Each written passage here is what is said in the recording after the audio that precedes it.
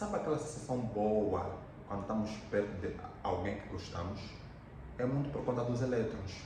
No ano de 1932, Linus Carl Pauling, ou simplesmente Pauling, introduziu o conceito de eletronegatividade, que é a capacidade que os átomos têm de atrair outros átomos. Quer saber como funciona o diagrama de Pauling?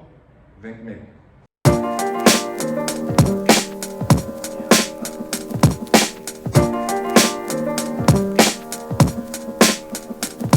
O diagrama de Pauling é a distribuição dos elétrons por níveis e subníveis de energia.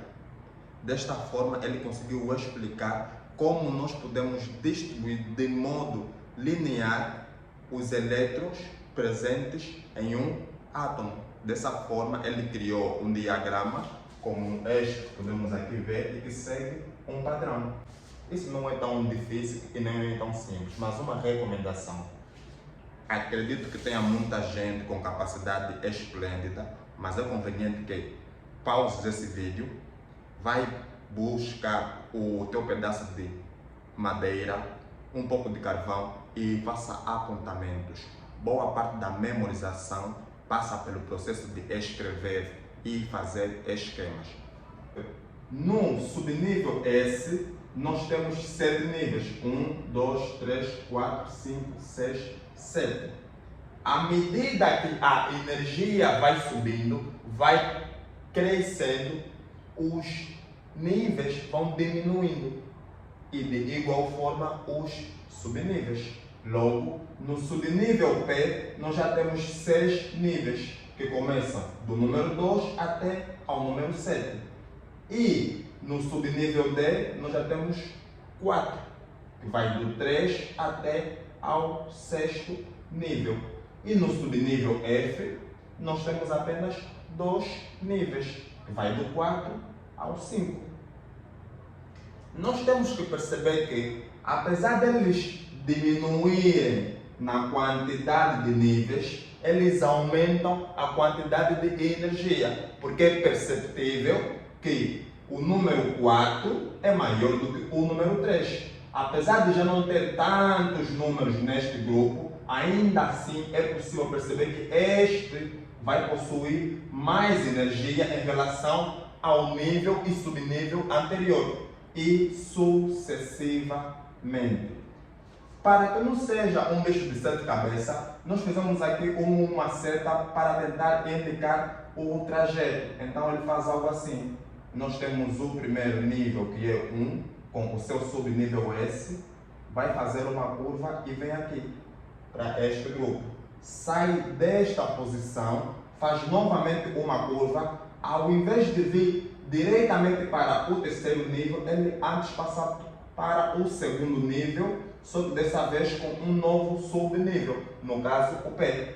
E ele desce e só assim é que ele vem ao terceiro nível do subnível S. Novamente vai sair. Ao invés de vir aqui, ele sobe e vem para aqui. E sucessivamente, fazendo esse trajeto todo que lhe permite aumentar a energia à medida que vai diminuindo as casas. Mas temos que lembrar que um senhor chamado Niels Bohr conseguiu exemplificar a distribuição desses níveis pelas letras. Dessa forma, nós temos aqui que representá-las dessa forma. Ou seja, conseguirmos determinar os níveis pelos números, também é possível pelas letras. E num passado recente foi muito útil. K, L, M, N, O, P, Q. Ou seja, essas letras, se forem distribuídas do ponto de vista horizontal, elas conseguem se enquadrar nesses níveis específicos. Ou seja, o nível 3 é enquadrado com a letra M. Nós agora também temos que dizer que os subníveis, eles comportam eletrons. Esses eletrons, em geral, são escritos acima, como se fosse um expoente da letra. Dessa forma, o subnível S vai ter 2 eletrons, então seria escrito assim.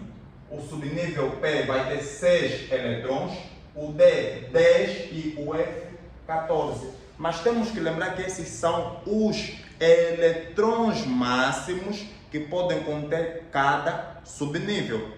Isso porque nem sempre é necessário que representamos todos os eletrões que podem compor cada subnível. E como já é hábito, vamos agora fazer alguns exercícios para memorização. Mas temos que lembrar de algo importantíssimo. Nós dissemos que no estado fundamental, um átomo qualquer, ele possui para o seu número atômico o mesmo número de eletrões. Ou seja, se um átomo não sofreu alteração nenhuma, então ele possui para o mesmo número atômico o mesmo número de eletrões. E é com base neste número atômico que nós soubemos exatamente quantos eletrões tem que ter um átomo. E seguindo esta sequência, que é a distribuição que vimos no diagrama de Pauli, nós conseguimos distribuir qualquer átomo. E vamos começar pelo oxigênio, que tem como símbolo O e tem o número atômico 8, ou seja, ele possui 8 eletrões. Dessa forma, vamos fazer a distribuição. Seria, segundo a sequência, 1 S2, 2 S2, já temos 4. Para 8 faltam 4. O próximo seria esta aqui. E daí a importância de mencionar que, apesar de esses subníveis terem o número máximo para eletrões, nem sempre são precisos todos eles. Desta forma, para 8 nós só precisamos de mais. Para 8 nós só precisamos de mais 4. Logo seria 4 e não 6. Sódio, seguindo a mesma sequência, seria 1 S2, 2 S2, 2 P6, 6, 8, 10. Para 11 falta 1. E qual seria o próximo nível? Aquele 3 S2. Mas para 11 só falta 1, então não seriam no máximo 2, apenas 1. E um caso clássico é o cálcio. Isso porque o cálcio já começa a ser um pouquinho extenso. Então é importante que se lembrem desta sequência para desenvolver os outros átomos que têm números atômicos bem maiores.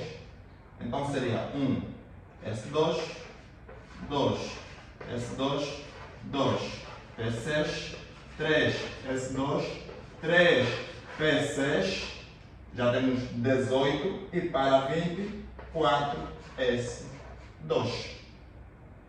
E como é que seria para lítio? Desculpe. Lítio, número atômico 3, seria 1 S2, já temos 2 para 3, falta 1, e seria 2 S1. E como é que seria para cobalto? Para cobalto vamos precisar de mais espaço, então vou apagar aqui o oxigênio, façam um print ou pausem o vídeo. Para cobalto, o cobalto, se eu não estou em erro, é 28. Então, seguindo a sequência do cálcio, eu já sei que eu tenho, entre aspas, 20. Até aqui, no 4S2, é como se eu tivesse contado 18 eletrões nessa fase. Tenho 4S2, 20. Para 28, faltam 8, então continuo a distribuição. E a seguir ao 4S2, eu tenho 3D10. Seria 3D para 10. Isso me daria 30, mas eu só preciso de mais 8. Então seria 8 para cobalto. Então seria 20, 8. Para o caso do alumínio, o alumínio, que tem 13 de número atômico, seria 1 S2, 2 S2, 2 P6, já temos 10, 12 e 12. Para 13 falta 1, o próximo nível seria o 3. E o subnível comporta 6, mas nós só precisamos de mais um. Daí que nós não colocamos todos os 6 eletrões, apenas um. E dessa forma nós temos agora 4, 10, 12 e 13. Um caso muito clássico é este átomo aqui, hidrogênio, que tem um número atômico 1. Como é que eu faço a distribuição? Muito simples. 1s1, porque só precisa de ter um eletrão. Então daí vem a importância.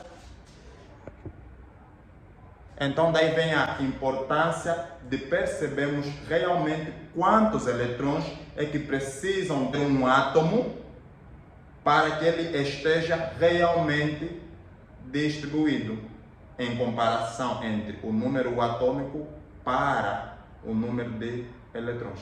Ei, se você está gostando desse tipo de conteúdos, curta e se inscreva no canal para não perder nada. Comente e compartilhe com os seus. Não morram paz e amor e outras coisas mais das igrejas.